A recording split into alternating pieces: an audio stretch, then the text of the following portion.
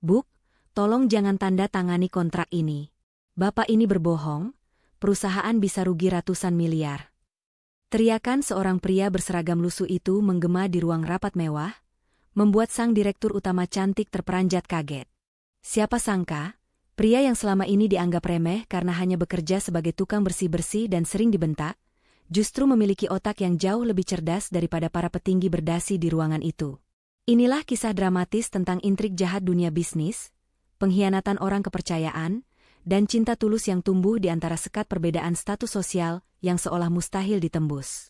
Sebelum kita masuk ke alur ceritanya yang penuh kejutan, pastikan kalian sudah menekan tombol subscribe, like, dan tuliskan komentar kalian di bawah untuk mendukung channel Ken Arok Productions agar terus berkarya. Saya doakan bagi teman-teman yang sudah subscribe dan setia menonton, semoga Tuhan melimpahkan rezeki yang deras, diberikan kesehatan yang paripurna, keberkahan dalam hidup, serta kebahagiaan yang tak putus-putus. Amin ya Rabbal Alamin. Coba tulis di kolom komentar, dari kota mana saja kalian berasal? Semoga doa baik kita semua dikabulkan oleh Tuhan semesta alam. Baiklah, mari kita mulai ceritanya. Pagi itu, sinar matahari Jakarta yang terik menembus kaca jendela, lantai 45 gedung Nusantara Group. Namun, kemewahan ruangan dengan lantai marmer itu tidak bisa menutupi kegelisahan yang dirasakan Adinda. Wanita berusia 23 tahun itu, memijat pelipisnya yang berdenyut nyeri. Menjadi direktur utama di usia semuda ini bukanlah impiannya, melainkan sebuah beban berat yang harus ia pikul secara mendadak setelah ayahnya jatuh sakit karena serangan stroke. Tumpukan dokumen setinggi gunung di meja kerjanya seolah menatapnya dengan tajam, menuntut keputusan bernilai triliunan rupiah yang tidak boleh salah sedikit pun. Pintu ruangan terbuka lebar tanpa ketukan. Bastian, sang wakil direktur dengan setelan jas mahal yang licin dan rambut tertata rapi, melangkah masuk dengan senyum yang terlalu manis. "Dinda, bagaimana? Penanam modal dari Singapura sudah mendesak terus. Kalau kamu tidak segera menyetujui proposal proyek kota mandiri itu hari ini, kita bisa kehilangan peluang emas," ucap Bastian sambil meletakkan satu berkas tebal lagi di atas tumpukan meja Adinda yang sudah penuh. Adinda menghela napas panjang, matanya yang indah kini dihiasi lingkaran hitam tanda kurang tidur. Ia menatap Bastian dengan tatapan memohon. "Bastian, tolong mengerti posisi aku. Aku butuh waktu lebih banyak. Ini menyangkut aset utama perusahaan ayahku. Aku tidak bisa asal tanda tangan tanpa membacanya dulu per halaman." Bastian berjalan memutari meja, lalu membungkuk sedikit mendekati wajah Adinda. "Ayolah, sayang. Kamu tidak percaya padaku? Aku ini tunanganmu, orang kepercayaan ayahmu selama 10 tahun. Aku sudah membereskan semua detail rumitnya. Kamu tinggal duduk manis, tanda tangan, dan nikmati hasilnya," bujuk Bastian. Suaranya terdengar lembut, namun ada nada memaksa yang tersembunyi di balik kalimatnya. Ia kemudian melirik jam tangan emasnya. "Aku ada rapat direksi 10 menit lagi. Pikirkan baik-baik, Dinda. Jangan sampai penyesalan datang terlambat." Sepeninggal Bastian, ruangan kembali hening dan dingin. Adinda merasa sesak napas. Ia menyandarkan punggungnya ke kursi besar yang terasa terlalu besar untuk tubuh mungilnya. Ia butuh sesuatu untuk menenangkan pikirannya yang kalut. Saat itulah matanya tertuju pada sudut mejanya. Di sana, terselip di antara map-map tebal yang berantakan, ada sebuah gelas plastik sederhana berisi kopi susu hangat. Di dinding gelas itu tertempel secari kertas kuning kecil dengan tulisan tangan yang sangat rapi dan tegak bersambung. Adinda mengambil kertas itu, keningnya berkerut penasaran, lalu ia membacanya perlahan. "Semangat Budirut, jangan lupa senyum hari ini. Nanti kerutannya tambah banyak loh, sayangkan kalau cantiknya hilang karena cemburu terus." Senyum tipis perlahan terukir di bibir Adinda yang pucat.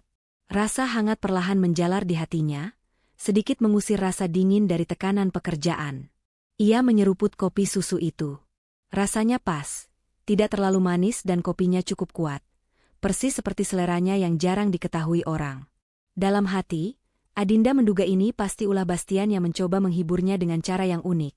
Meskipun kopi warung pinggir jalan seperti ini sebenarnya tidak cocok dengan gaya hidup mewah Bastian yang serba glamor.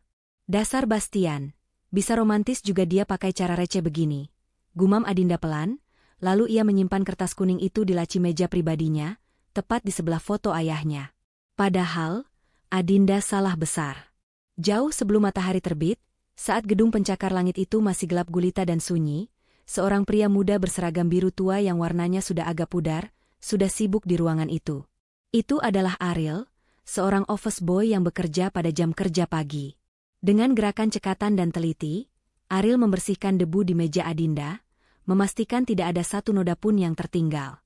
Sebelum keluar ruangan, Ariel merogoh saku celananya, menghitung uang receh terakhirnya untuk membelikan kopi susu di kantin bawah tanah, lalu diam-diam menyelinap kembali untuk meletakkannya di meja sang pimpinan. Ariel melakukan itu bukan untuk mencari muka atau kenaikan gaji, melainkan karena ia tahu betapa berat beban yang dipikul gadis itu sendirian. Ariel hanya bisa mendoakan dari kejauhan, menyembunyikan kepedulian dan kecerdasannya di balik masker penutup wajah dan sapu lantai yang ia genggam erat setiap hari. Tanpa Adinda sadari, pelindung setianya bukanlah pria berdasi yang menjanjikan dunia, melainkan pria sederhana yang menyeduhkan kopi untuknya. Siang itu, kesibukan di gedung Nusantara semakin memuncak. Adinda melirik jam tangannya dengan gelisah. Ia harus segera turun ke lobi untuk menyambut tamu penting, namun nasib buruk sepertinya sedang menguji kesabarannya. Lift khusus direksi yang biasa ia gunakan sedang dalam perbaikan rutin. Dengan wajah masam dan langkah kaki yang dihentak-hentakan, Adinda terpaksa berjalan menuju lift barang di ujung lorong, satu-satunya akses tersisa untuk turun dengan cepat. Pintu besi lift barang terbuka perlahan. Bau samar pembersih lantai dan kardus bekas langsung menyergap indera penciuman Adinda, sangat berbeda dengan wangi aromaterapi di lift pribadinya. Di dalam sana, sudah berdiri seorang pria dengan seragam biru pudar yang sedang mendorong kereta dorong berisi tumpukan kertas daur ulang. Itu Ariel. Melihat pimpinan tertingginya masuk, Ariel segera meminggirkan kereta dorongnya, merapatkan punggung ke dinding lift, dan menunduk sopan tanpa berani menatap mata Adinda. "Siang, Bu," sapa Ariel pelan, suaranya nyaris tak terdengar. Adinda hanya mengangguk singkat tanpa menoleh, sibuk membalas pesan di ponsel pintarnya. Pintu lift tertutup dan kotak besi itu mulai bergerak turun. Namun, baru melewati 2 lantai, guncangan keras terjadi. Lift berhenti mendadak seolah direm paksa. Sedetik kemudian, lampu penerangan utama mati total, menyisakan kegelapan pekat yang mencekam di dalam ruang sempit itu. Kipas sirkulasi udara pun berhenti berputar. Jantung Adinda seakan berhenti berdetak. Ia memiliki ketakutan luar biasa terhadap ruang sempit dan gelap sejak kecil. Napasnya mulai memburu, tidak beraturan. Ponsel di tangannya terjatuh karena tangannya gemetar hebat. "Tolong buka pintunya," rintih Adinda dengan suara tercekat. Keringat dingin mulai membasahi keningnya. Ia merasa dinding lift itu seolah bergerak menghimpitnya. Dalam kepanikan itu, sebuah cahaya terang tiba-tiba menyala, membelah kegelapan. Ariel telah menyalakan lampu senter dari ponsel jadul miliknya. Ia tidak mendekat sembarangan, tetap menjaga jarak sopan, namun mengarahkan cahaya itu ke langit-langit agar ruangan menjadi remang-remang dan tidak terlalu menakutkan. Ia melihat wajah pucat pasinya sang bos yang sedang berjongkok ketakutan di sudut lift. "Bu Adinda, tenang. Ini cuma gangguan listrik sebentar. Tarik napas, Bu. Saya di sini," ucap Ariel dengan nada suara yang sangat tenang dan mantap, berbeda jauh dengan sikapnya yang biasanya pendiam. Melihat Adinda masih gemetar menutup mata, Ariel melakukan hal yang tak terduga. Ia mengarahkan senter ke dinding lift, lalu menjalin jari jemarinya di depan cahaya itu. Sebuah bayangan hitam terbentuk di dinding logam yang dingin. "Bu, coba lihat ini," panggil Ariel lembut. "Ada anjing kampung lagi kelaparan, nih. Dia minta makan sama ibu." Adinda perlahan membuka matanya. Di dinding, ia melihat bayangan tangan Ariel membentuk kepala anjing yang mulutnya bergerak-gerak lucu, seolah sedang menggonggong tanpa suara. Ariel bahkan menirukan suara anjing kecil yang terjepit. "Gu, gu. Ampun Bu Bos, jangan galak-galak, nanti digigit lo." Tanpa sadar, tawa kecil lolos dari bibir Adinda. Rasa takut yang tadi mencekik lehernya perlahan menguap, digantikan oleh rasa geli melihat tingkah konyol pramubakti yang biasanya kaku ini. Ariel tersenyum di balik maskernya, lalu mengubah bayangan tangannya menjadi burung merpati yang terbang, membuat Adinda semakin terhibur dan lupa bahwa mereka sedang terjebak. Tepat saat tawa Adinda mulai lepas, lampu lift kembali menyala terang benderang, dan mesin lift kembali berdengung normal. Pintu lift terbuka di lantai dasar. Seketika itu juga, Adinda langsung berdiri tegak, merapikan rok dan rambutnya dengan canggung. Wajahnya memerah padam karena malu terlihat lemah di depan bawahannya. Sifat gengsinya kembali muncul. Terima kasih. Tapi jangan pikir kamu bisa santai-santai ya. Cepat antarkan sampah itu ke belakang, ucap Adinda dengan nada yang dibuat sedingin mungkin, lalu melangkah cepat keluar lift tanpa menoleh lagi. Ariel hanya menatap punggung wanita itu sambil tersenyum tipis, menyimpan kembali ponselnya ke saku. Ia tahu, di balik sikap dingin sang direktur utama, ada hati yang rapuh yang butuh dijaga. Dan hari itu, Ariel baru saja menjalankan tugas pertamanya bukan sebagai pembersih lantai, tapi sebagai pelindung dalam kegelapan. Matahari mulai tergelincir ke arah barat, meninggalkan semburat jingga yang memudar di langit Jakarta. Namun, suasana di ruang kerja Bastian, sang wakil direktur, justru semakin memanas. Pria itu tidak sedang bekerja untuk kebaikan perusahaan, melainkan sedang merajut jaring laba-laba untuk menjebak mangsanya. Di hadapannya, tergeletak sebuah dokumen tebal bersampul kulit hitam dengan tulisan emas, kerja sama investasi proyek Kota Mandiri Garuda. Pintu ruangan diketuk pelan, lalu Adinda masuk dengan wajah lelah. Seharian ini ia habiskan untuk rapat maraton yang menguras energi. Melihat tunangannya datang, Bastian segera mengubah ekspresi wajahnya yang tadi dingin dan penuh perhitungan menjadi hangat dan penuh perhatian. Ia berdiri, menarik kursi untuk Adinda, bertingkah laksana pahlawan yang siap menopang dunia wanita itu. "Duduklah dulu, Dinda. Kamu pasti lelah sekali," ucap Bastian lembut. Ia kemudian menepuk tumpukan dokumen tebal di mejanya. "Tapi, ada kabar gembira. Penanam modal asing yang aku ceritakan kemarin akhirnya setuju menyuntikkan dana segar 500 miliar rupiah untuk proyek kita. Ini gila, Dinda.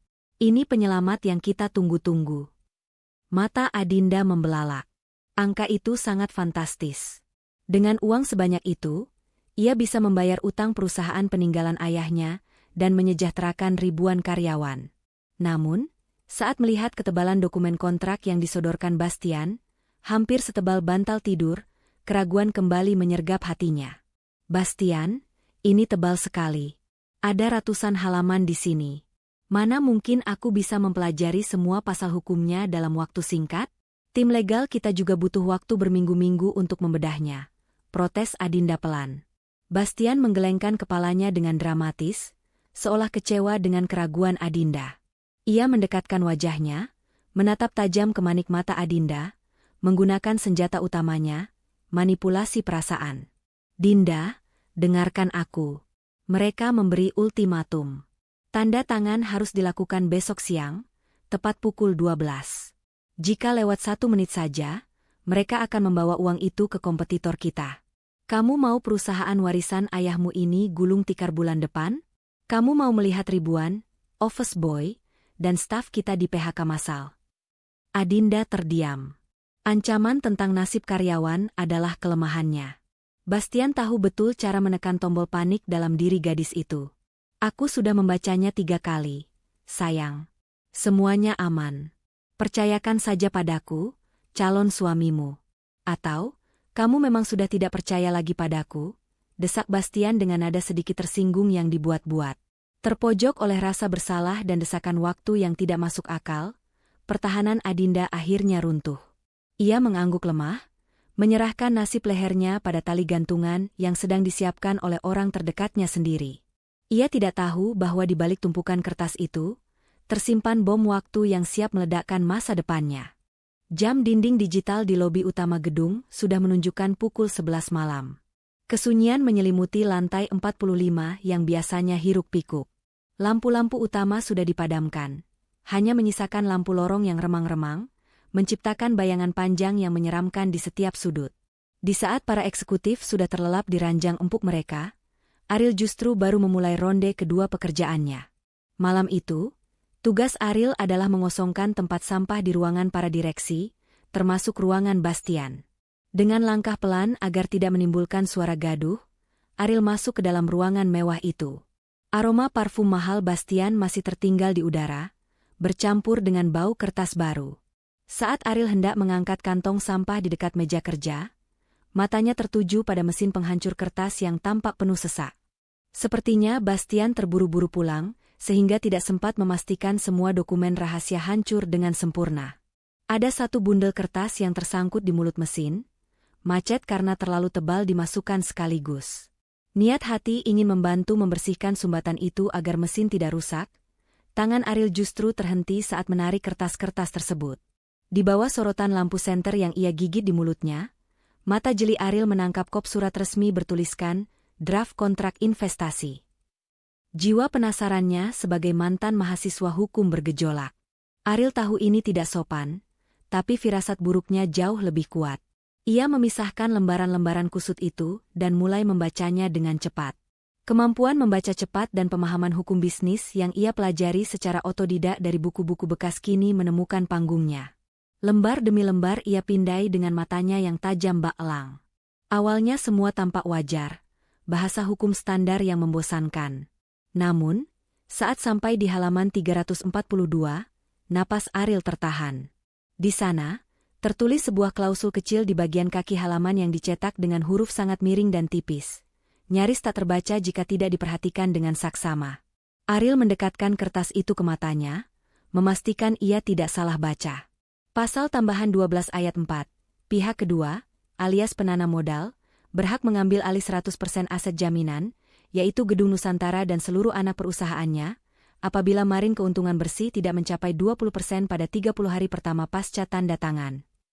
Tangan Ariel gemetar, bukan karena dinginnya AC, tapi karena menahan amarah. Ini gila. Ini adalah jebakan maut yang sangat rapi. Ariel tahu betul, dalam dunia bisnis properti sebesar ini, mendapatkan keuntungan bersih 20% di bulan pertama adalah hal yang mustahil, bahkan bagi perusahaan sekelas raksasa dunia pun. Bulan pertama adalah masa pembakaran uang untuk operasional, bukan masa panen keuntungan. Bastian sengaja merancang ini. Ia tahu Adinda tidak akan mencapai target mustahil itu, dan tepat di hari ke-31, perusahaan warisan ayah Adinda akan sah berpindah tangan ke investor asing itu. Atau mungkin, ke tangan Bastian sendiri melalui perantara. Kurang ajar, desis Ariel pelan di ruangan kosong itu. Mereka mau merampok Bu Adinda di siang bolong secara legal. Ariel melirik jam dinding.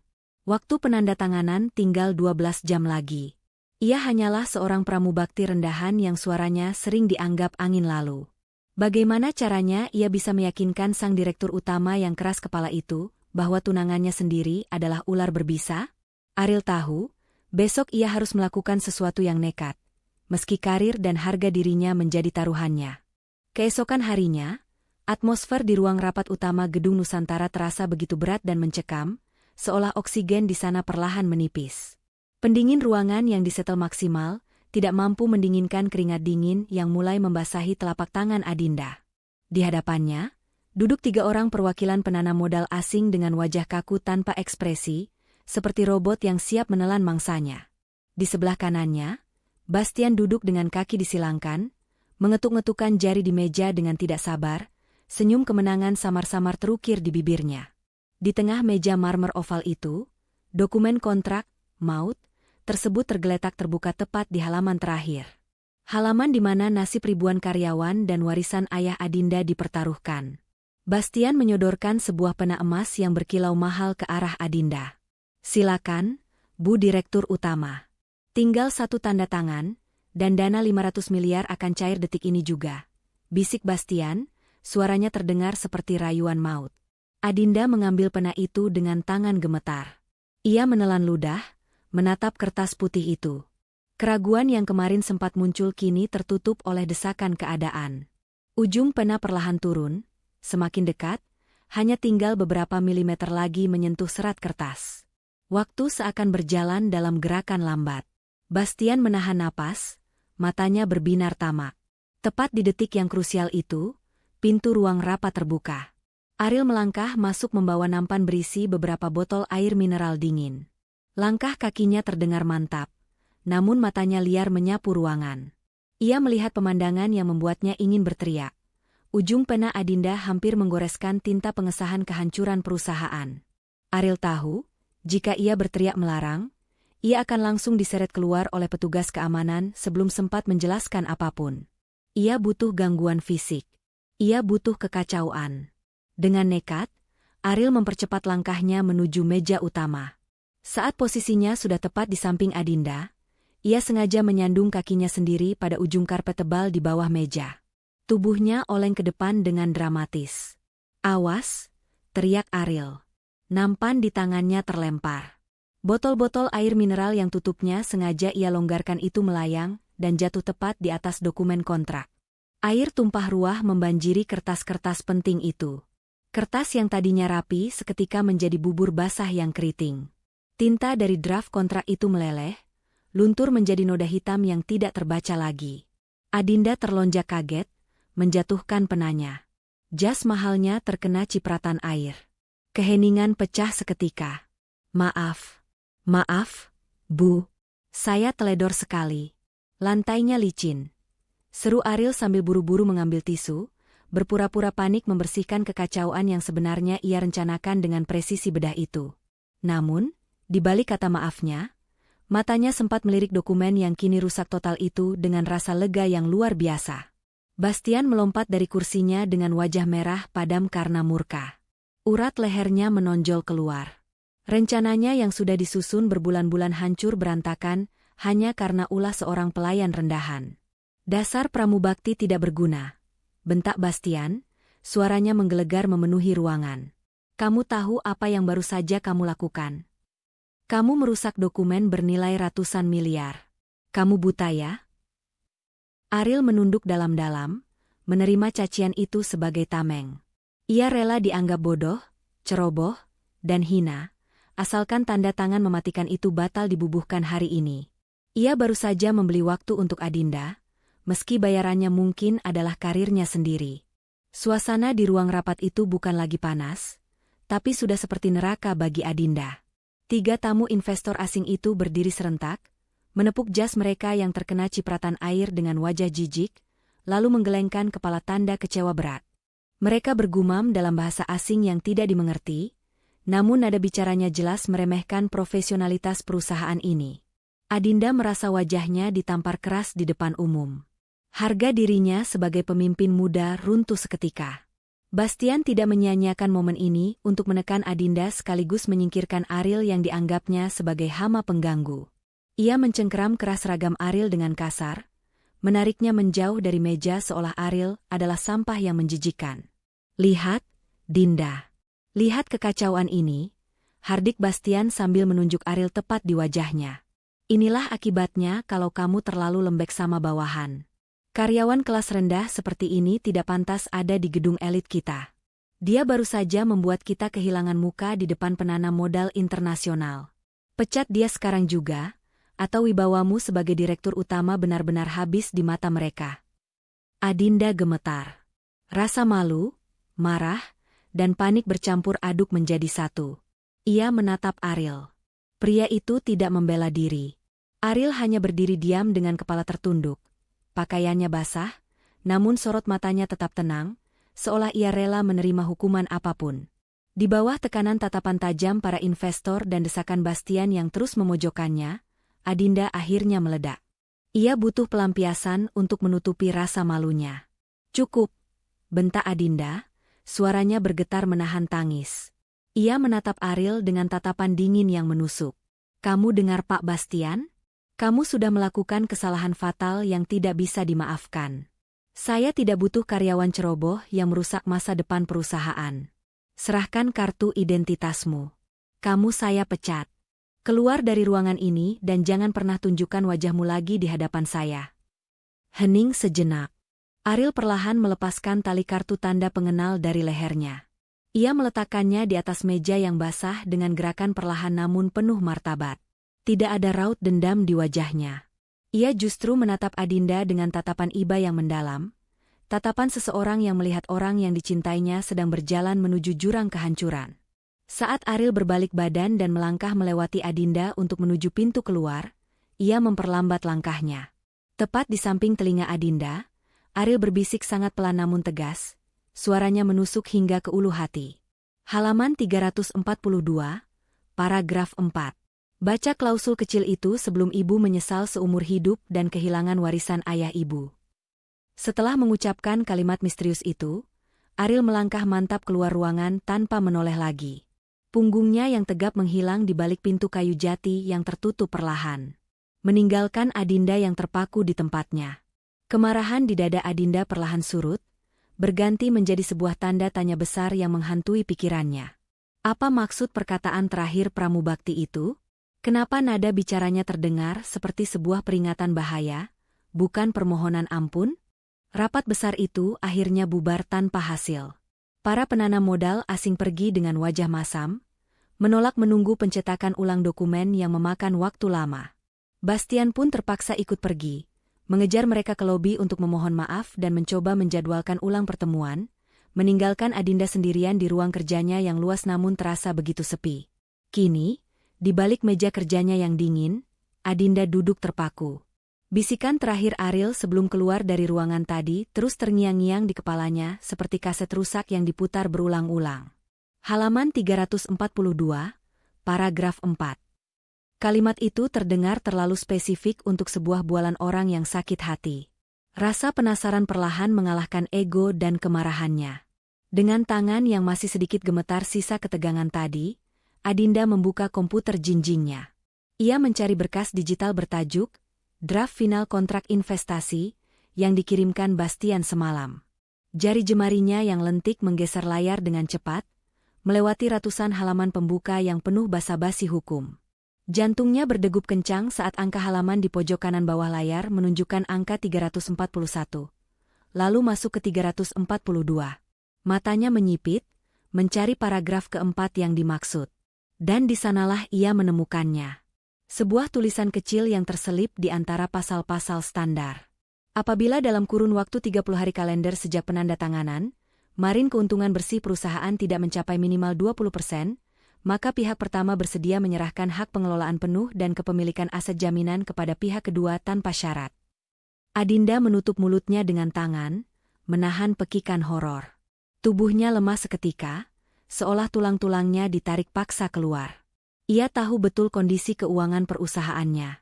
Mencapai keuntungan 20% dalam sebulan adalah hal yang mustahil. Itu sama saja dengan menyerahkan leher perusahaan secara sukarela untuk disembelih. Ariel benar. Ini bukan investasi. Ini adalah perampokan berencana yang disetujui oleh tunangannya sendiri. Air mata kemarahan dan penyesalan mulai menggenang di pelupuk matanya. Adinda mengalihkan pandangannya ke sudut meja, tempat biasanya ia menemukan semangat pagi. Kosong. Hari ini tidak ada gelas kopi susu hangat. Tidak ada kertas kuning dengan tulisan rapi yang menyuruhnya tersenyum.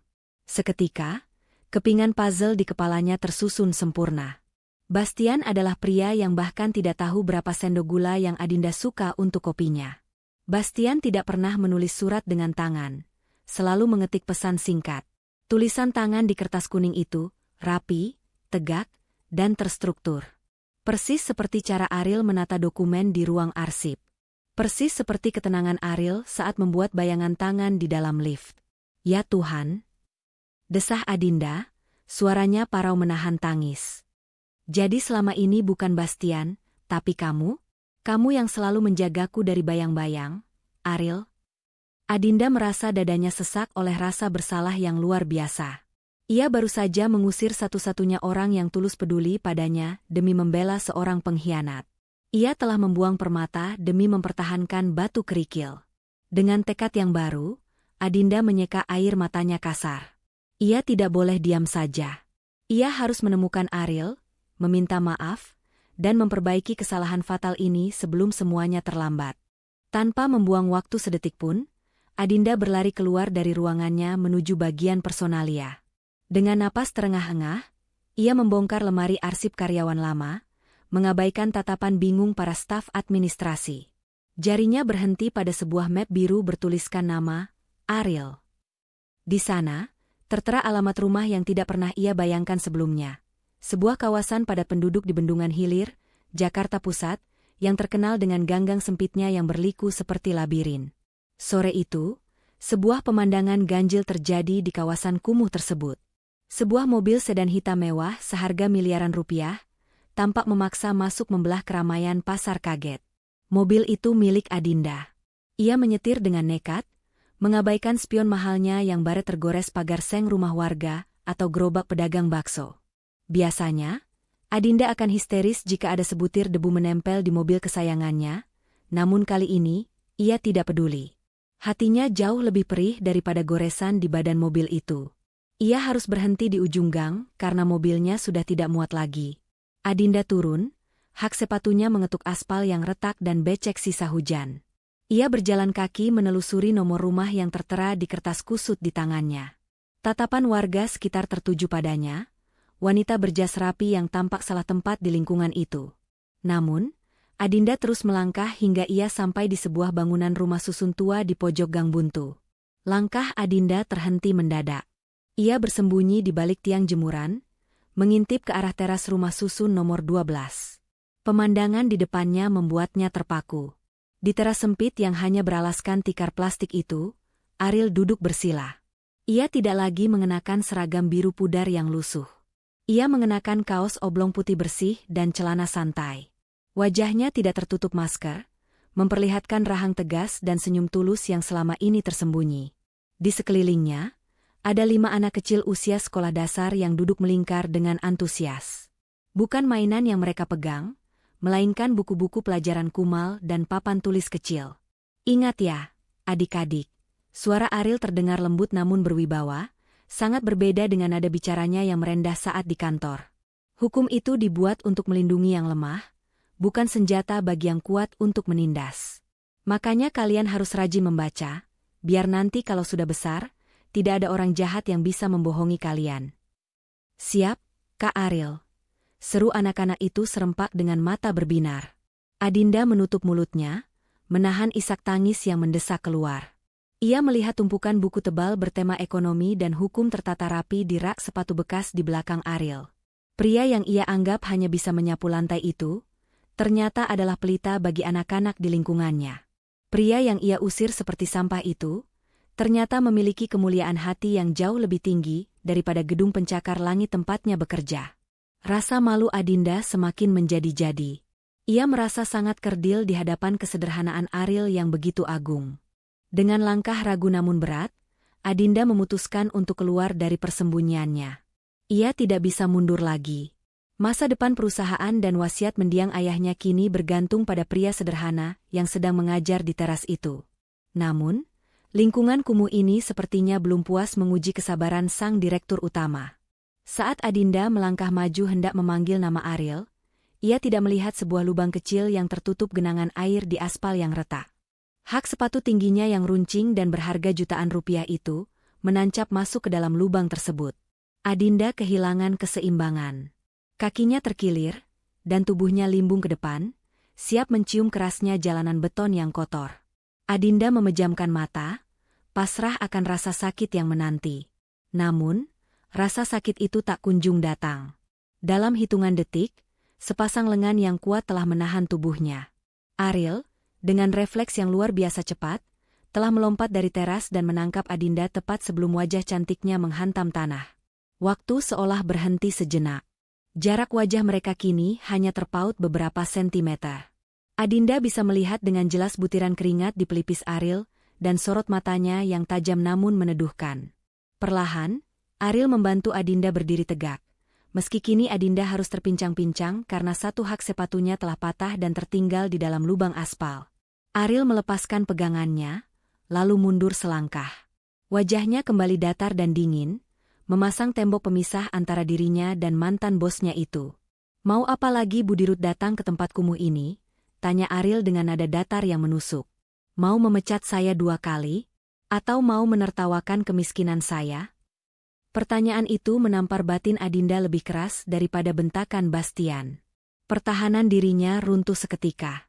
Di depan anak-anak kecil yang menonton dengan polos, Adinda, wanita besi yang ditakuti di kantor, akhirnya menangis. Air matanya tumpah bukan karena kakinya yang berdenyut nyeri, tapi karena rasa malu dan penyesalan yang membuncah. Bantu saya, Ariel. Isak Adinda, suaranya parau dan putus-putus. Kamu benar. Saya bodoh. Saya tidak mengerti hukum. Saya hampir menjual perusahaan ayah saya ke penipu. Saya butuh otak kamu. Saya mohon. Melihat wanita yang biasanya angkuh itu kini berdiri pincang, menangis sesenggukan, dan memohon dengan tulus, hati Ariel yang sekeras batu akhirnya luluh juga. Ia tidak tega melihat Adinda tersiksa. Tanpa banyak bicara, Ariel membungkuk, melepas sandal jepit karet berwarna hijau miliknya yang sudah tipis. Ia meletakkannya tepat di depan kaki Adinda yang lecet. "Pakai ini, Bu," ucap Ariel lembut, nadanya berubah hangat seperti saat ia menenangkan Adinda di dalam lift. "Sepatu mahal Ibu tidak cocok untuk jalanan kasar di sini. Kadang kita harus turun ke bawah dan pakai sandal jepit supaya bisa melangkah lebih aman dan tidak terperosok." Adinda menatap sandal jepit murah itu, lalu menatap Ariel. Ia mengangguk pelan, melepaskan sepatu mahalnya yang rusak, dan mengenakan sandal kebesaran milik Ariel. Sungguh pemandangan yang kontras, setelan jas mewah dipadu dengan sandal jepit pasar. Namun sore itu, Adinda merasa lebih nyaman daripada saat ia mengenakan sepatu kaca sekalipun. Ia tahu, langkahnya kali ini akan dituntun oleh orang yang tepat. Matahari sudah hampir tenggelam. Namun Adinda dan Ariel tahu mereka tidak bisa kembali ke kantor atau bertemu di kafe mewah langganan Adinda. Mata-mata Bastian pasti ada di mana-mana, mengawasi setiap gerak-gerik sang direktur utama. Ariel memutuskan untuk membawa bosnya ke tempat yang paling aman, tempat yang tidak mungkin dijamah oleh kaum elit berdasi. Sebuah warung Tegal alias warteg bernama Barokah di pinggir jalan raya yang bising. Bagi Adinda, ini adalah pengalaman budaya yang mengejutkan. Ia duduk canggung di bangku kayu panjang, diapit oleh supir angkot dan kuli bangunan yang sedang lahap makan malam. Di hadapannya, piring plastik oranye berisi nasi hangat, orek tempe, sayur lodeh, dan sambal terasi tersaji apa adanya. Ariel memesankan menu, paket hemat, favoritnya. "Makan dulu, Bu." Perut kosong bikin otak lambat mikir. Ini orek tempe ternak sejakarta Pusat, dijamin lebih enak dari steak wagyu Ibu, canda Ariel sambil menyendok nasinya dengan santai. Adinda menatap curiga pada gumpalan merah di pinggir piringnya, sambal. Dengan ragu, ia menyuapkan sesendok nasi bercampur sambal itu ke mulutnya. Detik berikutnya, mata Adinda melotot.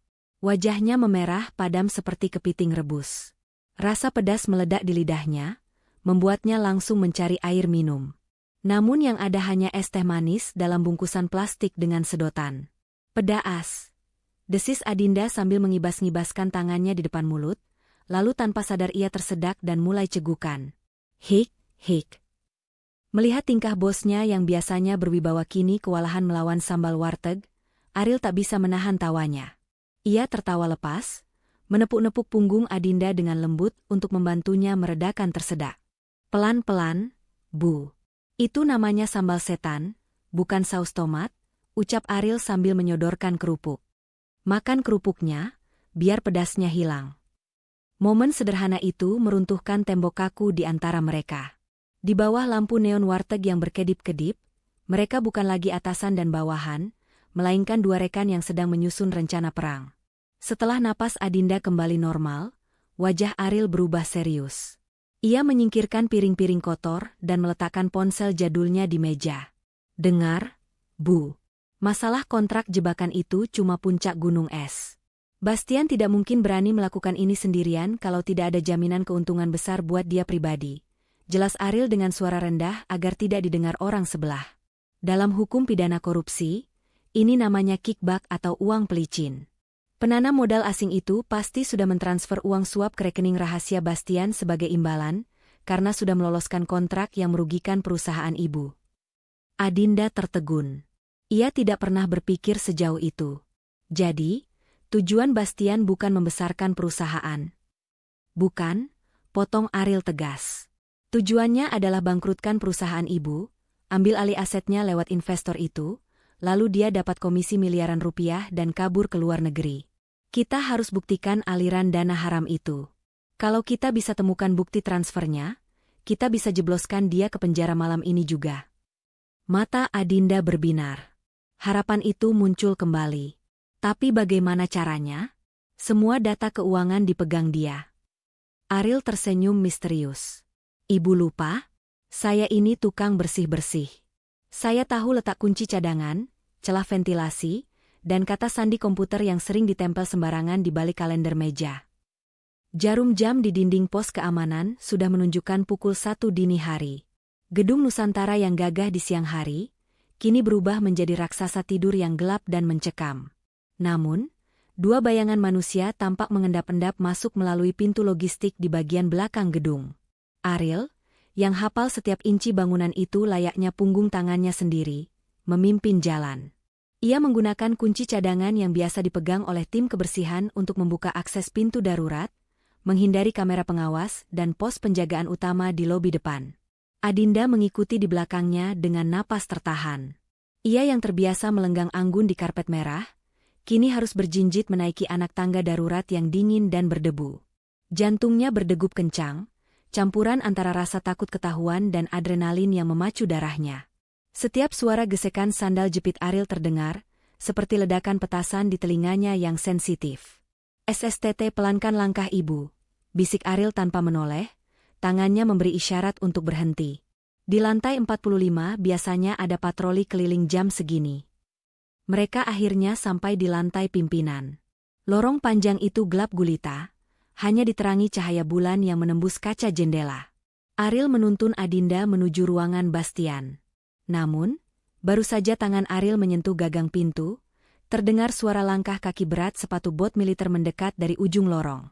Cahaya senter petugas keamanan mulai menyapu dinding, semakin lama semakin dekat. "Gawat, satpam patroli," desis Ariel. Tidak ada waktu untuk membuka pintu ruangan Bastian yang terkunci rapat. Ariel menarik tangan Adinda dengan cepat, menyeretnya masuk ke kolong meja resepsionis di depan ruangan yang sempit. "Masuk, Bu, cepat." Mereka berdua meringkuk di bawah meja kayu itu. Ruangnya sangat sempit, memaksa tubuh mereka saling menempel erat. Adinda bisa merasakan hangat tubuh Ariel menembus ke meja tipisnya. Wajah mereka berhadapan dalam jarak yang sangat intim, hanya terpaut beberapa sentimeter. Dalam keheningan yang menegangkan itu, indera penciuman Adinda menangkap aroma yang berbeda. Bukan wangi parfum mahal Eropa yang biasa dipakai Bastian, melainkan wangi sabun mandi batangan yang segar bercampur dengan aroma matahari dari pakaian yang dijemur kering. Aroma kesederhanaan yang anehnya justru membuat Adinda merasa tenang. Langkah kaki satpam itu semakin dekat.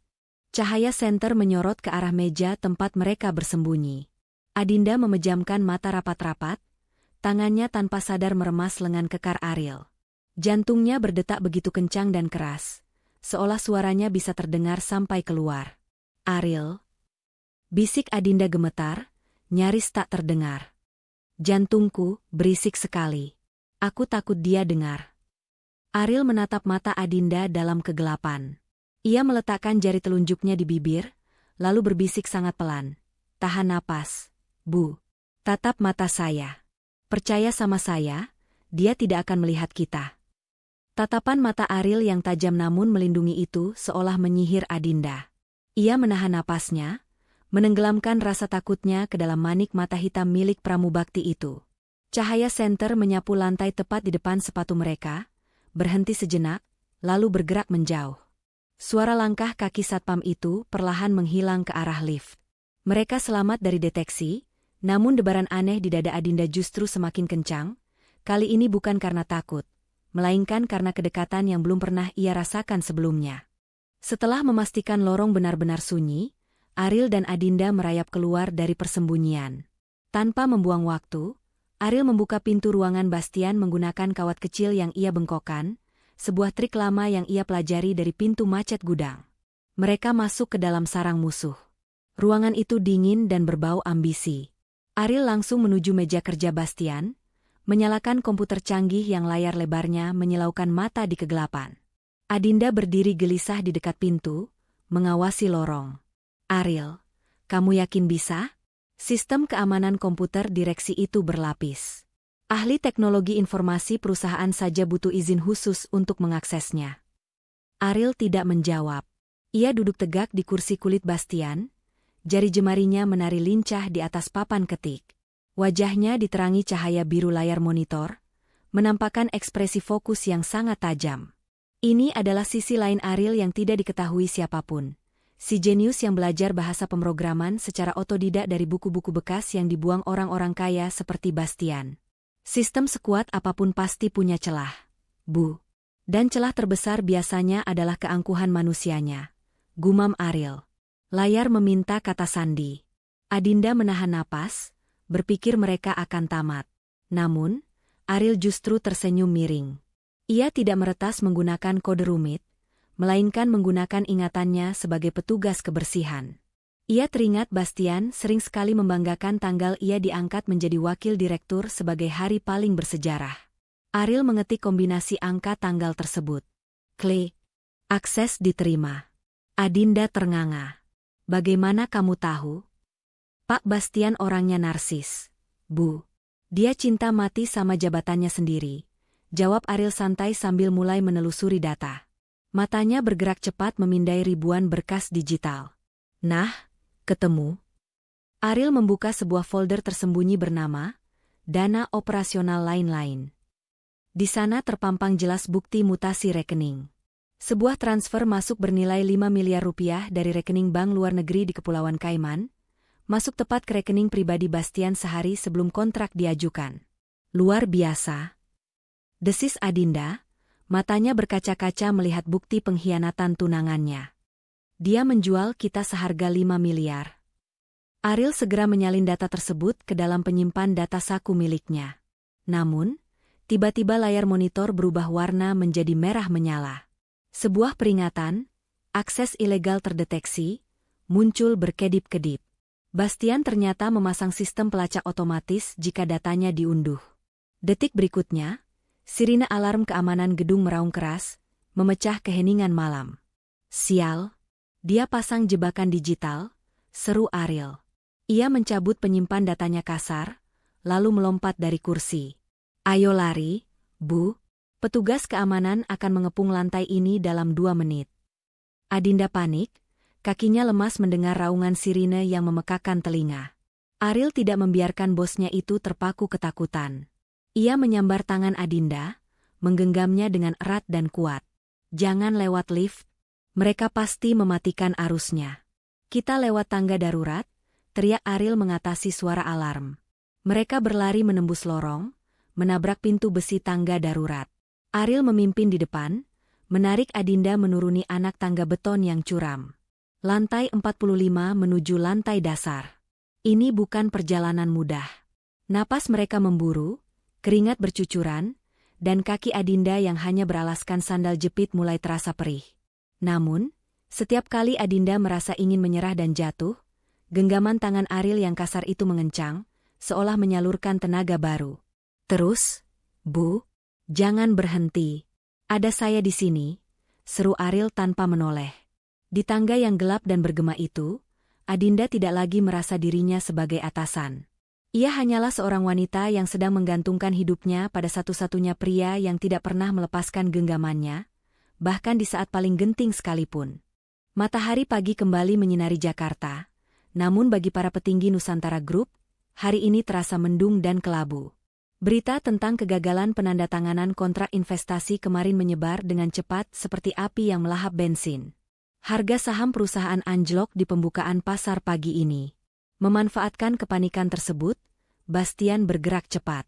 Ia mendesak Dewan Komisaris untuk segera menggelar rapat umum pemegang saham luar biasa, RUPSLB, dengan satu agenda tunggal, evaluasi kepemimpinan Adinda. Ruang rapat besar yang kemarin menjadi saksi kekacauan tumpahan air, kini dipenuhi oleh wajah-wajah tua para pemegang saham senior. Atmosfer di ruangan itu begitu dingin, sedingin pendingin ruangan yang berdengung halus. Adinda duduk di kursi ujung meja, kursi kebesaran mendiang ayahnya. Namun kali ini, ia tampak kecil dan terasing. Lingkaran hitam di bawah matanya terlihat jelas, sisa dari pelarian menegangkan semalam yang menguras fisik dan mentalnya.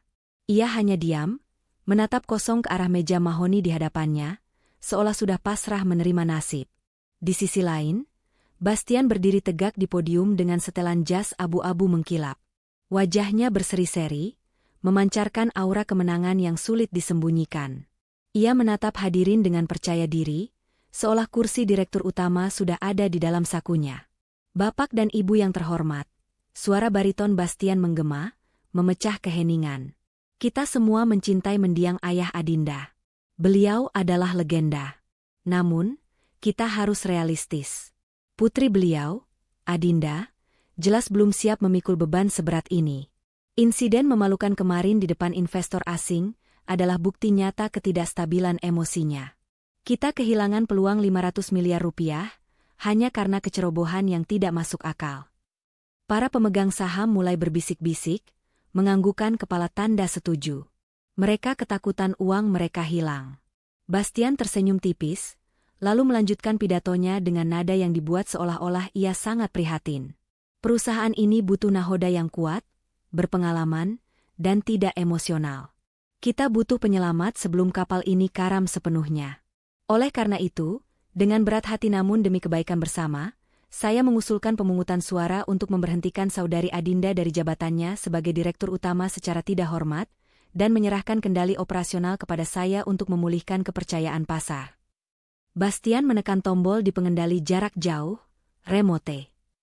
Layar proyektor besar di belakangnya menyala, siap menampilkan grafik kinerja perusahaan yang menurun, data yang sudah ia manipulasi sedemikian rupa untuk memojokkan Adinda.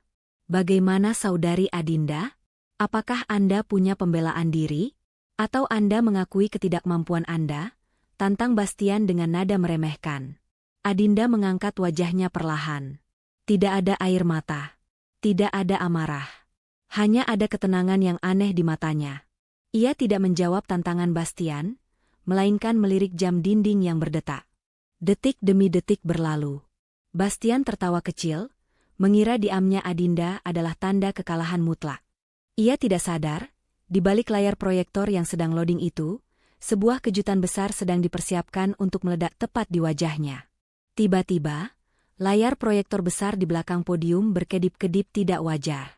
Gambar grafik yang disiapkan Bastian lenyap, digantikan oleh suara gemerisik statis yang memekakan telinga. Para pemegang saham tersentak kaget. Bastian menekan tombol pengendali jarak jauhnya dengan panik, memukul-mukul alat itu karena mengira ada kerusakan teknis. Namun, sedetik kemudian, sebuah video rekaman CCTV berkualitas tinggi muncul di layar raksasa itu. Video itu menampilkan Bastian yang sedang tertawa lepas di sebuah restoran privat, menjabat tangan perwakilan penanam modal asing. Suaranya terdengar jernih dan menggelegar ke seluruh penjuru ruang rapat. Tenang saja, Adinda itu bodoh. Begitu dia tanda tangan, aset gedung ini jadi milik kalian, dan 5 miliarnya masuk rekening saya di Cayman Island, kan? Wajah Bastian pucat pasi seketika, seputih kapas. Lututnya gemetar hebat. Belum sempat ia membuka mulut untuk menyangkal, pintu ruang rapat utama didobrak terbuka dengan keras. Semua mata tertuju ke pintu. Bukan polisi berseragam yang masuk, melainkan Ariel. Namun, Ariel kali ini tampak berbeda 180 derajat. Tidak ada lagi seragam biru lusuh atau masker penutup wajah. Ia melangkah masuk mengenakan setelan jas hitam pas badan. Meski itu jas pinjaman dari tetangganya yang bekerja sebagai penyanyi pesta pernikahan. Namun aura yang dipancarkannya begitu berwibawa, melebihi siapapun di ruangan itu. Rambutnya disisir rapi ke belakang, menampakkan dahi yang cerdas dan tatapan mata setajam elang. Hentikan lelucon ini, Pak Bastian. Suara Ariel tenang namun bergema, memotong keheningan ruangan. Bastian menunjuk Ariel dengan tangan gemetar. Siapa yang mengizinkan pramubakti rendahan ini masuk? Keamanan. Usir dia. Saya bukan masuk sebagai pramubakti. Potong Ariel tegas sambil melemparkan tumpukan berkas ke tengah meja panjang para pemegang saham. Saya hadir sebagai konsultan hukum independen yang ditunjuk langsung oleh Ibu Direktur Utama. Di meja Bapak Ibu sekalian, sudah ada bukti cetak rekening koran tentang aliran dana suap yang diterima Pak Bastian, serta analisis pasal jebakan dalam kontrak yang akan merugikan perusahaan hingga triliunan rupiah.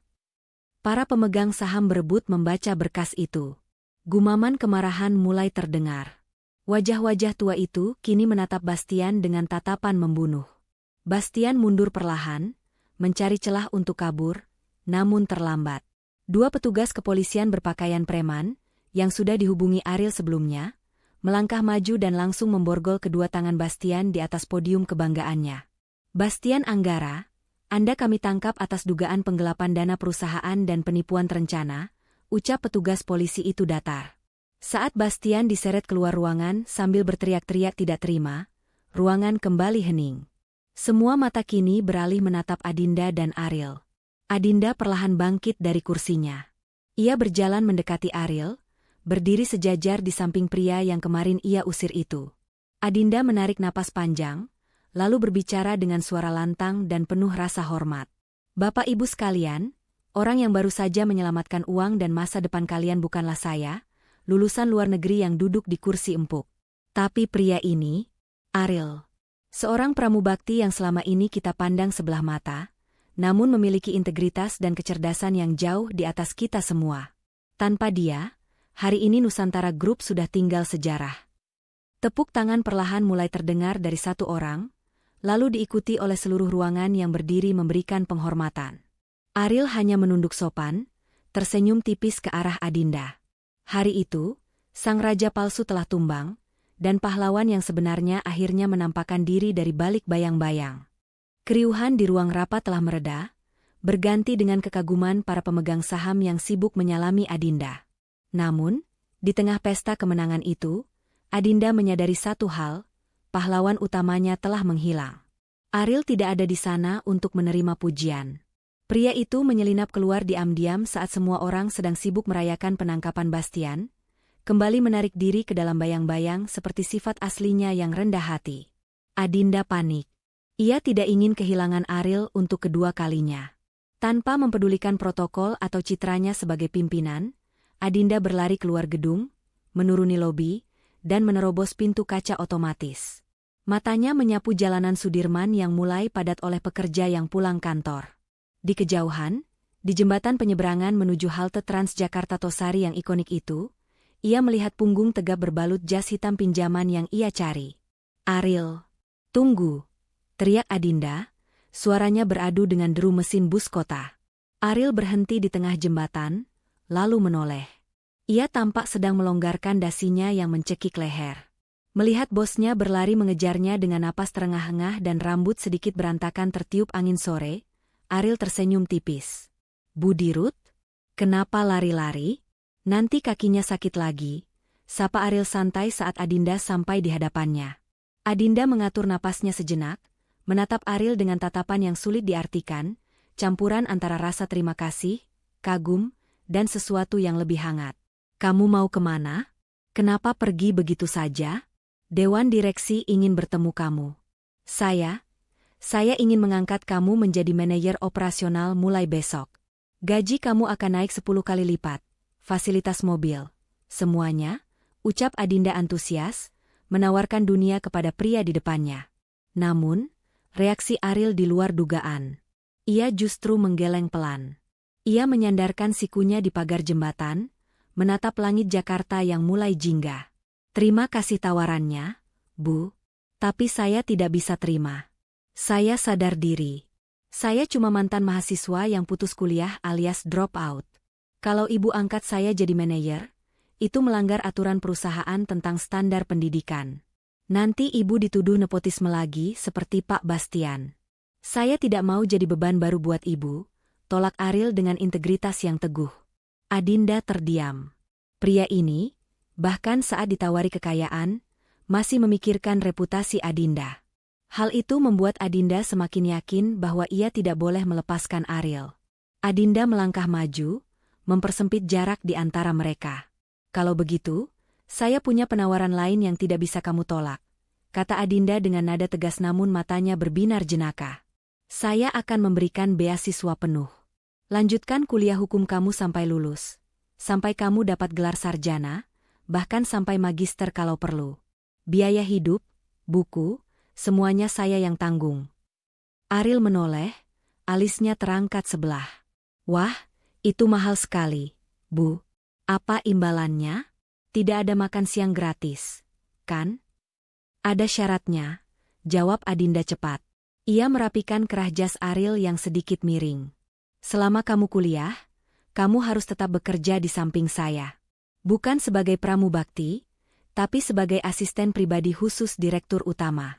Tugas kamu adalah memastikan saya tidak ceroboh, mengingatkan saya makan, dan ya, menjadi teman diskusi saya. Bagaimana? Sepakat? Ariel menatap mata Adinda dalam-dalam, mencari keraguan di sana, namun yang ia temukan hanyalah ketulusan. Senyum lebar akhirnya merekah di wajah Ariel, senyum paling lepas yang pernah Adinda lihat. Ariel mengulurkan tangannya. Sepakat, Bu Bos. Tapi ingat, kalau saya lagi ujian semester, jangan disuruh lembur ya, canda Ariel. Adinda menjabat tangan itu erat. Di atas jembatan penyeberangan, dengan latar belakang gedung-gedung pencakar langit Jakarta yang mulai menyalakan lampu-lampunya, sebuah kesepakatan baru terjalin. Bukan sekadar kontrak kerja, melainkan awal dari sebuah kemitraan yang akan mengubah hidup mereka berdua selamanya. 6 bulan telah berlalu sejak badai besar di ruang rapat itu mereda. Di bawah kepemimpinan Adinda yang kini didampingi Ariel, keuntungan perusahaan melonjak hingga 200%. Namun, perubahan paling drastis bukan terjadi pada neraca keuangan, melainkan pada suasana hati sang direktur utama. Gedung pencakar langit yang dulunya kaku dan dingin itu kini sering dihiasi oleh pemandangan-pemandangan kecil yang membuat para karyawan senyum-senyum sendiri. Ariel menjalani peran ganda yang melelahkan namun membahagiakan. Pagi hari, ia adalah mahasiswa hukum berprestasi yang sibuk dengan diktat kuliah. Sore harinya, ia berubah menjadi asisten khusus yang paling diandalkan di lantai 45. Suatu sore, di tengah rapat evaluasi bulanan yang serius, Adinda tiba-tiba kehilangan fokus. Ia gugup karena lupa poin penting yang harus disampaikannya di depan para manajer divisi. Keringat dingin mulai muncul di pelipisnya. Suasana hening dan canggung. Namun, dari sudut ruangan, Ariel yang duduk di kursi belakang dengan sigap memberikan kode. Tanpa suara, Ariel memperagakan gerakan tangan lucu seolah sedang bermain tebak gaya, menunjuk grafik di layar lalu menunjuk kepala botak manajer keuangan sebagai jembatan keledai untuk mengingat materi. Melihat tingkah konyol Ariel yang diam-diam itu, Adinda menahan tawa sampai wajahnya memerah. Ingatannya seketika pulih. Ia kembali melanjutkan presentasi dengan lancar dan penuh percaya diri, sementara Ariel mengedipkan sebelah matanya sambil mengacungkan jempol tersembunyi. Kemesraan terselubung itu berlanjut ke ruang kerja pribadi Adinda. Wanita yang dikenal sebagai wanita besi, itu mendadak berubah menjadi gadis manja jika hanya berdua dengan Ariel. "Ril, ini botol air mineralnya rusak ya? Kok keras banget sih tutupnya? Aku tidak kuat buka," rengek Adinda sambil menyodorkan botol yang sebenarnya segelnya sudah terbuka sedikit. Ariel, yang sedang merapikan berkas di sofa, hanya menggelengkan kepala sambil tersenyum geli. Ia tahu itu hanya akal-akalan bosnya. Ia berjalan mendekat, mengambil botol itu, dan memutarnya dengan satu gerakan ringan. "Ini bukan botolnya yang keras, Bu. Tapi ibu saja yang modus minta dibukakan," goda Ariel sambil menyerahkan kembali botol itu. "Minum yang banyak, biar fokus. Jangan lihatin saya terus, nanti naksir lo." "Dih, percaya diri sekali kamu," elak Adinda sambil meminum airnya salah tingkah, padahal hatinya berbunga-bunga. Di luar ruangan, para staf administrasi dan sekretaris sering berbisik-bisik gemas melihat interaksi mereka lewat dinding kaca yang tirainya jarang ditutup. Lihat deh. Bu Dirut minta dipasangkan dasi lagi sama Pak Ariel," bisik seorang karyawan. "Iya, padahal tadi pagi dasinya sudah rapi. Gemes banget sih mereka. Ini sih bukan atasan dan bawahan lagi, tapi majikan dan kesayangan," sahut yang lain sambil terkikik. Masa transisi ini menjadi masa-masa paling indah di kantor Nusantara Group. Semua orang tahu, di balik wibawa Adinda, ada Ariel yang menjadi sandaran ternyamannya. Dan di balik kesuksesan Ariel, ada Adinda yang menjadi penyemangat terbesarnya. Cinta perlahan tumbuh subur di sela-sela tumpukan dokumen dan jadwal kerja yang padat, menunggu waktu yang tepat untuk diungkapkan. Sabtu malam itu, langit Jakarta tampak cerah, seolah merestui dua insan yang baru saja keluar dari gedung perkantoran dengan wajah lelah namun bahagia. Setelah seharian berkutat dengan audit keuangan akhir tahun yang menguras tenaga, perut Adinda berbunyi nyaring, minta diisi. Namun, alih-alih menuju restoran bintang 5 dengan pelayan berdasi kupu-kupu, mobil sedan hitam Adinda justru terparkir di pinggir jalan kawasan Barito, Jakarta Selatan. Ariel mengajak bosnya itu untuk menikmati makan malam yang jauh dari kata mewah, bubur ayam gerobak pinggir jalan. Awalnya, Adinda tampak ragu. Namun, Suapan pertama bubur ayam panas dengan taburan cakwe dan kerupuk melimpah itu seketika meruntuhkan keraguannya. Adinda makan dengan lahap, melupakan diet ketat dan tata krama meja makan ningrat yang selama ini mengekangnya. Tanpa sadar, sisa bubur menempel di sudut bibirnya yang merah muda. Melihat pemandangan itu, Ariel berhenti makan. Ia menatap Adinda dengan sorot mata yang teduh. Tanpa permisi, tangan Ariel terulur. Dengan lembut, ia menyeka noda bubur di sudut bibir Adinda menggunakan ujung ibu jarinya, bukan dengan tisu. Gerakan itu begitu natural, namun efeknya bagaikan sengatan listrik bagi Adinda. Dunia di sekitar mereka seolah berhenti berputar. Suara bising pengamen jalanan dan denting sendok mangkuk seakan lenyap. Adinda terpaku, matanya terkunci pada manik mata hitam Ariel yang menatapnya dalam-dalam. "Din?" panggil Ariel pelan. Untuk pertama kalinya, ia menghilangkan panggilan "Bu" di tempat umum, menyisakan nama panggilan yang terasa begitu intim. Ariel meletakkan sendoknya, lalu menarik napas panjang, mengumpulkan keberanian yang sudah lama ia pendam. "Saya sadar siapa saya. Saya tidak punya saham miliaran seperti mantan tunangan kamu. Saya juga belum punya gelar mentereng untuk dipamerkan ke orang tua kamu. Saya cuma laki-laki biasa yang sedang berjuang merangkak dari bawah," ucap Ariel dengan suara bergetar namun tegas. "Tapi saya punya satu hal yang tidak bisa dibeli dengan uang. Saya punya janji. Kalau kamu bersedia berjalan di samping saya pastikan kamu tidak akan pernah sendirian menghadapi jahatnya dunia ini. Saya akan jadi benteng pertama yang melindungi kamu, dan orang terakhir yang akan meninggalkan kamu." Ariel mencondongkan badannya sedikit, menatap tepat ke dalam jiwa Adinda. "Adinda, mau tidak kamu menjadi pacar mantan pramubakti ini?" Adinda terdiam 1000 bahasa. Matanya berkaca-kaca, memantulkan cahaya lampu jalanan yang temaram. Hatinya bergemuruh hebat. Seumur hidupnya, ia dilamar dengan berlian dan janji-janji manis palsu. Namun malam ini, di atas meja kayu reot dengan aroma bawang goreng, ia mendapatkan pernyataan cinta yang paling tulus. Dasar Adinda, gengsinya tetap tidak mau hilang sepenuhnya. Ia menyeka ujung matanya yang basah sambil tertawa kecil. "Ya ampun, Ril, kamu ini benar-benar tidak romantis ya. Masa nembak direktur utama di tukang bubur sih? Mana bau asap sate lagi?" keluh Adinda dengan nada manja yang dibuat-buat. Namun kemudian, ia tersenyum lebar, senyum paling manis yang pernah ia berikan. Ia menggenggam tangan Ariel yang ada di atas meja. "Tapi, karena buburnya enak, dan karena kamu sudah berani jujur, ya sudah, aku mau. Awas ya kalau kamu ingkar janji. Aku pecat kamu jadi pacar." Malam itu, di tengah hiruk-pikuk Jakarta yang tidak pernah tidur, sepasang kekasih baru merayakan cinta mereka dengan cara yang paling sederhana. Tangan mereka saling menggenggam erat di bawah meja, seolah berjanji untuk tidak akan pernah melepaskan satu sama lain, apapun badai yang akan datang menerjang nanti. Kebahagiaan mereka tidak bisa disembunyikan selamanya. Berita tentang hubungan asmara sang direktur utama dengan asisten pribadinya segera menyebar seperti api di lahan kering. Judul-judul berita utama di majalah bisnis dan gosip mulai bermunculan dengan nada sinis, sang putri raja jatuh ke pelukan rakyat jelata. Bisik-bisik tetangga dan pandangan miring masyarakat menjadi ujian pertama yang harus mereka hadapi. Namun, tembok penghalang terbesar bukanlah media, melainkan pintu gerbang rumah orang tua mereka masing-masing. Malam itu, suasana di ruang tamu kediaman orang tua Adinda terasa sangat dingin, lebih dingin dari kutub utara.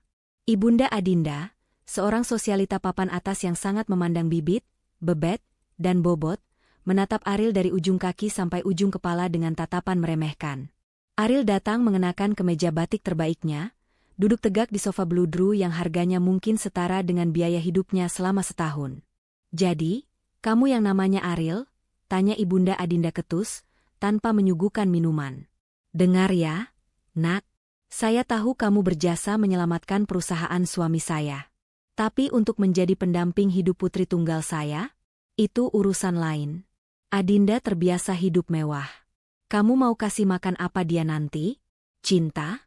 Cinta tidak bisa buat bayar tagihan listrik rumah ini." Adinda hendak membela, namun Ariel menahan tangannya. Dengan tenang, Ariel mengeluarkan sebuah map dari tas kerjanya. Bukan berisi sertifikat tanah atau saham, melainkan transkrip nilai kuliah hukumnya yang sempurna dan sebuah proposal tebal bertuliskan, rencana bisnis 5 tahun ke depan. Bu, saya datang ke sini bukan dengan tangan kosong meminta belas kasihan, ucap Ariel sopan namun tegas. Saya memang tidak punya warisan harta. Tapi saya punya otak, tenaga, dan visi. Ini bukti prestasi akademik saya, dan ini rencana saya untuk membangun firma hukum sendiri setelah lulus nanti. Saya tidak akan membiarkan Adinda turun derajat. Justru saya yang akan naik kelas agar pantas bersanding dengan putri ibu. Ayah Adinda, yang sejak tadi dia mendengarkan, tiba-tiba tertawa renyah. Ia menepuk bahu istrinya. Sudahlah, Emma. Laki-laki seperti ini yang susah dicari zaman sekarang. Harta bisa habis, tapi mental pejuang seperti dia itu aset abadi. Papa setuju. Dia lebih berharga daripada 100 anak orang kaya manja seperti Bastian. Ujian pertama lolos. Kini giliran Adinda yang harus masuk ke dunia Ariel.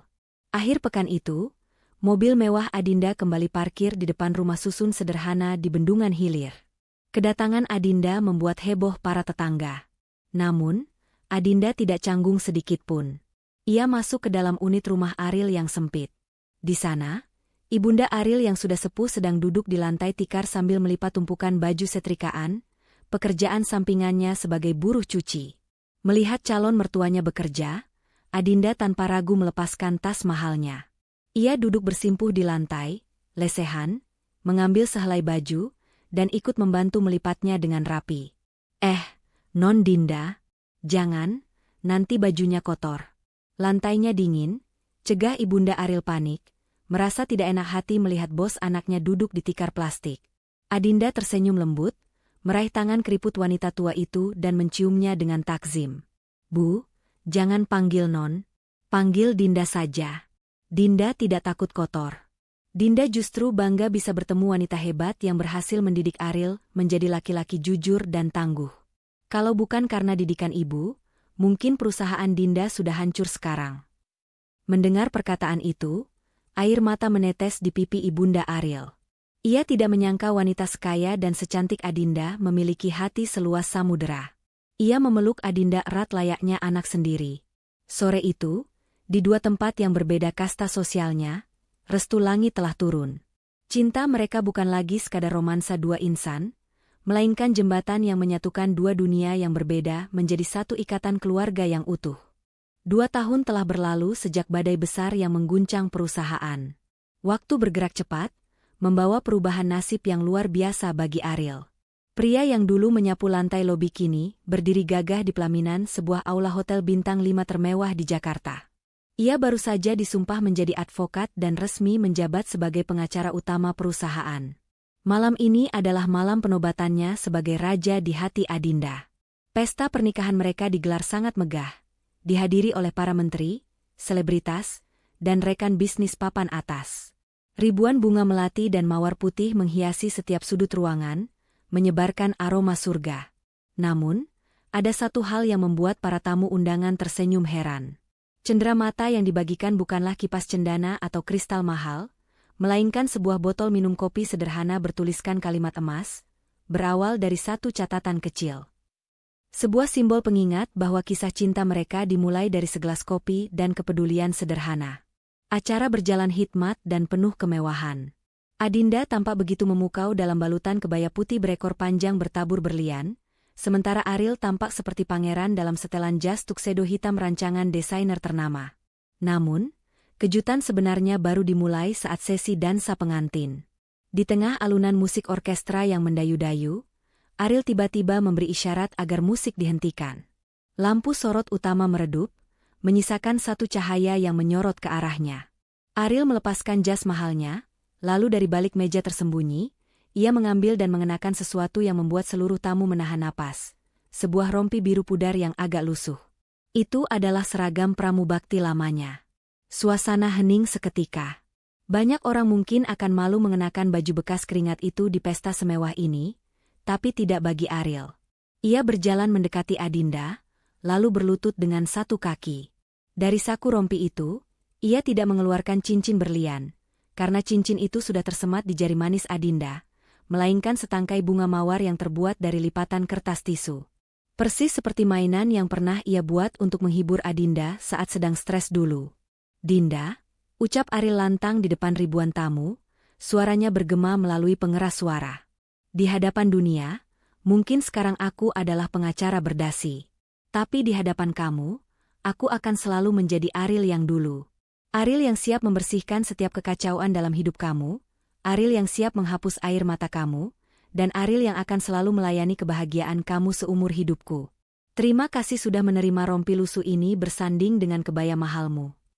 Adinda tidak kuasa menahan tangis haru. Ia menarik Ariel berdiri, tidak peduli rompi itu sedikit berdebu atau tidak cocok dengan dekorasi mewah pesta. Ia memeluk suaminya erat-erat, menenggelamkan wajahnya di dada bidang pria itu. "Terima kasih, Pak Pramubakti kesayanganku," bisik Adinda di sela isak tangis bahagianya. "Tugas kamu sekarang bukan lagi membersihkan lantai, tapi membersihkan hatiku dari kesedihan selamanya." Tepuk tangan gemuruh meledak memenuhi ruangan. Para tamu, mulai dari pejabat tinggi hingga kerabat dari kampung halaman Ariel, berdiri memberikan penghormatan. Malam itu menjadi saksi bahwa cinta sejati tidak memandang seragam apa yang kau pakai, tapi seberapa besar hati yang kau miliki di dalamnya. Pernikahan itu bukan hanya penyatuan dua insan, tapi perayaan kemenangan ketulusan atas gengsi duniawi. 5 tahun telah berlalu sejak pesta pernikahan yang menghebohkan itu. Waktu seolah terbang dengan sayap emas. Di bawah kepemimpinan duet maut Adinda dan Ariel, Nusantara Group tidak hanya bangkit, tetapi telah bermetamorfosis menjadi raksasa bisnis nasional yang disegani. Namun, di balik angka-angka keuntungan yang fantastis dan gedung-gedung pencakar langit yang menjulang tinggi, prestasi terbesar mereka sesungguhnya tersembunyi di dalam kehangatan rumah tangga mereka. Pagi itu, sinar matahari lembut menyelinap masuk melalui jendela kaca raksasa di sebuah gria tawang, penthouse, mewah di pusat Jakarta. Suasana pagi yang biasanya hening, kini riuh oleh suara tawa kecil seorang bocah laki-laki berusia 4 tahun yang sedang berlarian dikejar ayahnya. Ariel, yang kini tampak semakin matang dan berwibawa meski hanya mengenakan kemeja putih yang lengan bajunya digulung, akhirnya berhasil menangkap jagoan kecilnya itu. Dengan telaten, Ariel berlutut, memakaikan sepatu sekolah pada kaki mungil anaknya. Tangan yang dulu kasar karena memegang sapu dan pel, kini begitu lembut merawat buah hatinya. Sementara itu, di depan cermin besar, Adinda tampak sedang kesulitan. Wajah cantiknya sedikit cemberut. Ia sedang berusaha merapikan kerah blus sutranya yang miring, namun pikirannya sudah terpecah pada jadwal rapat direksi pagi ini. Melihat istrinya kesulitan, Ariel menyelesaikan tugasnya pada sang anak, lalu berjalan tenang menghampiri Adinda. Tanpa perlu diminta, Ariel berdiri di belakang Adinda. Tangannya dengan cekatan merapikan kerah baju sang istri, lalu memutar tubuh Adinda agar berhadapan dengannya. Jemarinya bergerak lincah memasangkan kalung liontin sederhana, hadiah ulang tahun pernikahan mereka yang keempat, di leher jenjang Adinda. "Kenapa cemberut begitu, Budi Ruth? Masih pagi jangan ditekuk wajahnya. Nanti saham kita turun loh," goda Ariel sambil mencubit pelan hidung mancung istrinya. Adinda tersenyum manja, memeluk pinggang suaminya. "Habisnya, Pak pengacara lama sekali mengurus si kecil. Aku kan rindu ingin dipeluk juga." Ariel tertawa renyah, lalu mendaratkan kecupan hangat dan lama di kening Adinda. Tatapannya penuh dengan cinta yang tidak pernah pudar, bahkan justru semakin dalam seiring berjalannya waktu. "Nah, sekarang sudah rapi. Bagaimana?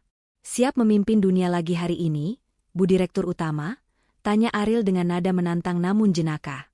Adinda mengangguk mantap, mengambil tas kerjanya. "Siap dong. Asalkan Pak Direktur Hukum nanti jemput makan siang tepat waktu. Awas kalau telat semenit, gajinya saya potong 50%. "Siap laksanakan, Bos," jawab Ariel sambil memberi hormat komando, membuat anak mereka tertawa melihat tingkah kedua orang tuanya. Mereka bertiga berjalan keluar menuju pintu lift pribadi. Adinda menggenggam erat tangan kiri Ariel, sementara tangan kanan Ariel menggenggam tangan mungil anak mereka. Sebuah pemandangan yang sempurna. Dulu, tangan Ariel digunakan untuk membersihkan jejak kaki orang lain di lantai gedung itu.